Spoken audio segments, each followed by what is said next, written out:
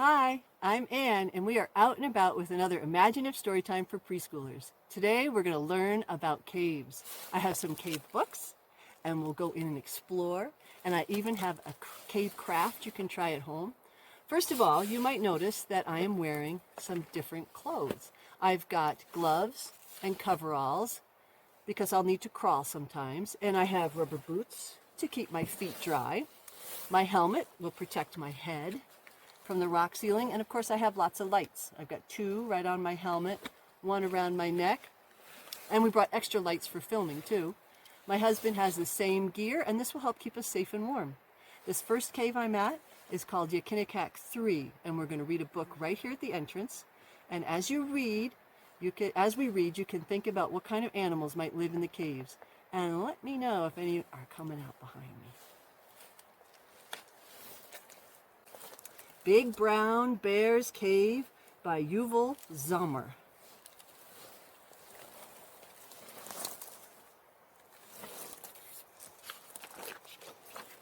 Big Brown Bear's Cave.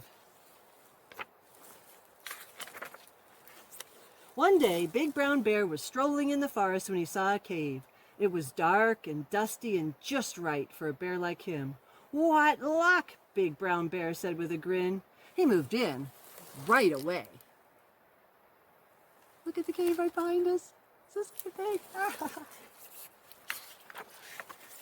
That night he bear stretched on one side of the cave, then in the middle, then on the other side, but no matter where he tried, the cave just didn't fit quite right.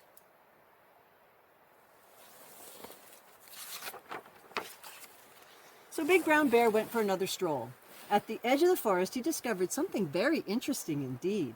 Humans had their own caves. What is he looking at? They're garages. They're open, big opening. The human caves were dark and dusty, just like bears. But they weren't empty. They were full of stuff. There was stuff on the floor, stuff on the shelves, stuff in boxes. "I need stuff too," said Big Brown Bear, "and then I'll have the perfect cave."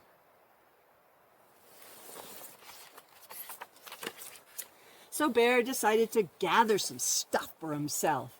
There's all kinds of stuff to choose from, but Bear's favorites were stuff that came with wheels, stuff that came with handles, and stuff that came in boxes.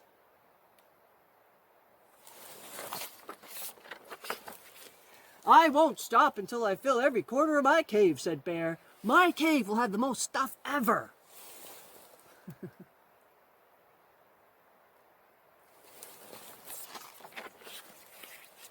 Word spread about Big Brown Bear's cave.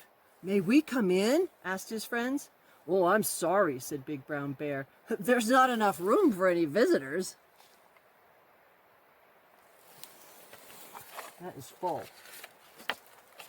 Pretty soon, there was no room left in the cave to even stretch or scratch or do any of the other things that bears generally like to do. Later, Big Brown Bear's friends asked, "Won't you join us for a fishing trip?" "Oh, I'm sorry," said Big Brown Bear, tumbling headfirst into the stuff. "But I seem to be stuck."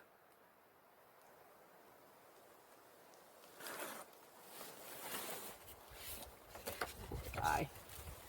Bear's friends tried pulling him from one side. They tried pulling him from the middle. Next, they tried pulling him from the other side until, pop! At last he was free.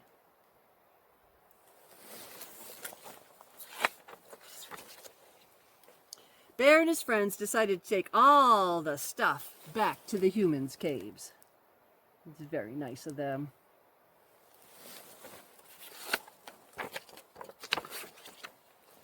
At last, Bear's cave was empty again, but with his friends beside him, Bear found the perfect spot for sleeping right away. Oh. Finally, his cave felt like home. The end. And now we're going to go inside and see if we can find out what makes their home inside this cave. Let's go check it out. Right away, we find someone's home. Just inside the entrance, there is a packrat nest. This packrat has used someone's caving glove for part of its nest. Just like Big Brown Bear in our book, packrats collect stuff and they make their cozy home in caves. Packrats who don't live so close to the entrance of the cave follow scent trails to move around when it is too dark for them to see. You can see that the greenery they bring in dries nicely and will be great food for them to eat all winter. Animals like to live in caves because the temperatures stay above freezing all winter long. Packrats move in like this each year, and in other caves, some packrat nests have been used in the same place for so long they build up until they are packrat mansions over 6 feet tall. Some of the plants dried and preserved like this in caves can be very old at the bottoms of these packrat mansions, thousands of years old, so old that those plants no longer grow in Montana. It is one of the things scientists can study in caves. It makes me wonder how long that glove will last. The next thing Lee and I notice as we move into Yakinikak 3 are moths. Some gnats, too. There are water droplets on the ceiling that they can drink, because remember, this water will never freeze into ice. Looking down, we find some mold growing on old packrat poo. It is so delicate. Scientists study the fungi, mold, and bacteria that live in caves, too. And of course, the caves in our area are kind of famous for the daddy long-legged spiders that make their winter homes in the caves. Daddy longlegs, or harvestmen, migrate into the caves each fall and stay all winter. They cling together in groups to keep warm. They are so cozy, just like the bears in our book. Some caves have very large clusters of harvestmen. You know, they kind of remind me of the Itsy Bitsy spider song. I think we should sing to them. You sing this first part with me, please. The itsy bitsy spider went up the water spout. Down came the rain and washed the spider out. Out came the sun and dried up all the rain. And the itsy bitsy spider crawled up the spout again. I made up a second verse, complete with hand motions, just for the daddy longlegs. It's fun to make up new words for old songs. You should try it sometime too. Okay, so listen to the new words carefully. The smarter bitsy spider crawled up the rock cave wall. Inside a cave there is no rain at all. Millions of spiders to the ceiling cling, and they stay so cozy until it is spring. It is time to leave these harvestman spiders to their winter home. We'll go to a new cave, one with a stream running in it. This next cave is called Yakinikak 2, and it has fewer spiders, gnats, moths, and packrats in it, despite being a bigger cave than Yakinikak 3 because of the stream. The water in the stream gets so high it floods in the spring, and of course, the smarter bitsy cave spiders don't want to get washed away. Sometimes you can find sticks and mud in the ceiling in here that shows how high the water can get. Right at the entrance, it always stays dry, so there are some moths and packrat nests, but not much calls this cave home after that. Once we get to the stream, I'll read part of another book. But first, I want to show you what the entrance to this cave looks like in the winter. Lee and I have skied out here with friends to see the icicles. Inside the cave, like we've said, it always stays above freezing at about 37 degrees Fahrenheit. Outside the cave in the winter, though, it could be much colder, maybe 10 below zero. When that happens, there is an area near the entrance where those two temperatures meet, and the water dripping from the ceiling freezes and forms magical shapes. But the ice formations like that are still months away. For now, let's crawl our way to the stream. You can see why we wear helmets.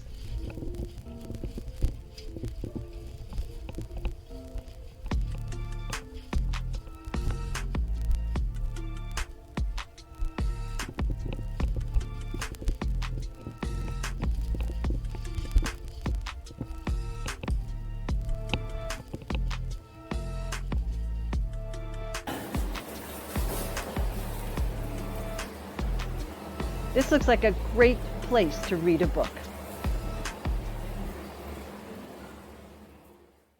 This one is a non-fiction book, all about caves. It tells us real information about caves. So, you can see there's water in that cave. It's just like the one behind us. It says, most caves form in rock called limestone.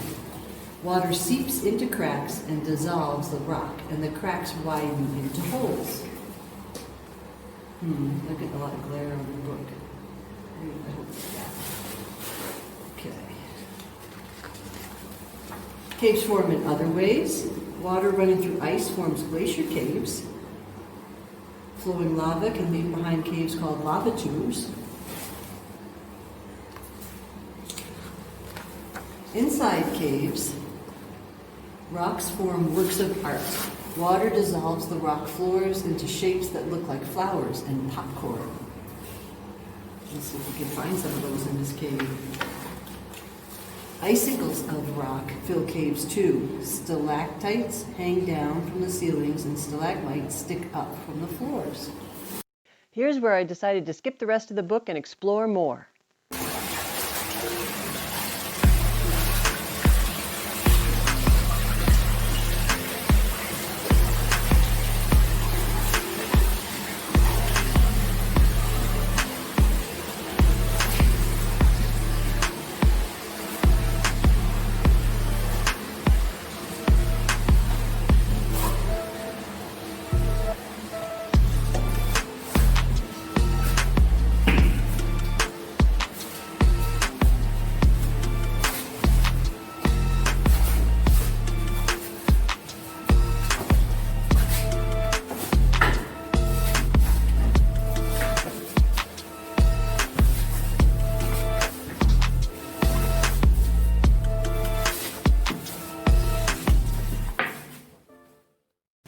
Here are some flowstone formations.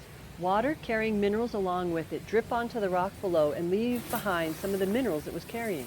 It looks like the stone is flowing down the wall or melting like ice cream. It is the inspiration for the craft you can do at home. For now, we'll work our way out of the cave, but we're going to go the long way.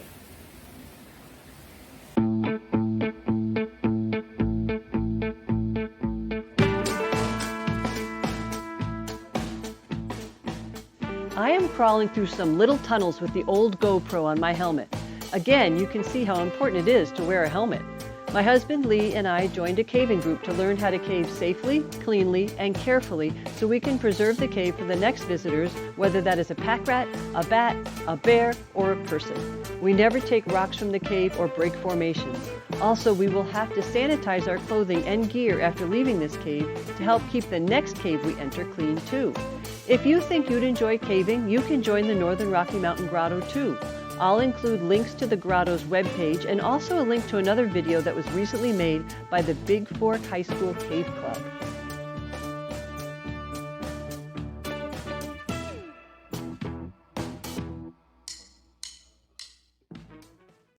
Thank you for joining me for this caving story time. I had a lot of fun. Please stop by the library or call us if you want to check out some more caving books for kids. And stick around after this for a craft showing you how to make some flowstone of your own. Bye till next time. For this project, we are going to imitate the flowstone we found in the Akinikak 2 cave by melting crayons onto rocks. You'll need to gather some rocks and clean them up. A grown-up will need to help with the oven, and they'll need some pot holders to remove the rocks once they are hot. You'll need some crayons that you've peeled the paper off, and a box or newspapers to protect your workspace. After your rocks are washed clean, put them on some aluminum foil. And put them on a baking tray and bake them for around 15 minutes at 200 degrees for a small rock or a small kid. And this one I put in the oven at 200 degrees for half an hour because it's a larger rock. That will give you more working time. the dangerous part of this is that the rocks are going to be hot for this to work. You'll need an oven mitt to move the heated rocks to your work area and have everything else ready so you're good to go so you can do your work while the rock is still hot. Use long crayons to allow little fingers to stay far away from the hot rock. Have fun melting the colors together. Maybe try mixing primary colors. I've seen some really cool designs when people have melted a white crayon on top of the other colors. They just held the crayon in one place and it flowed like flowstone over the other colors. Also, metallic crayons like copper look really cool. Experiment. Have fun. Be careful.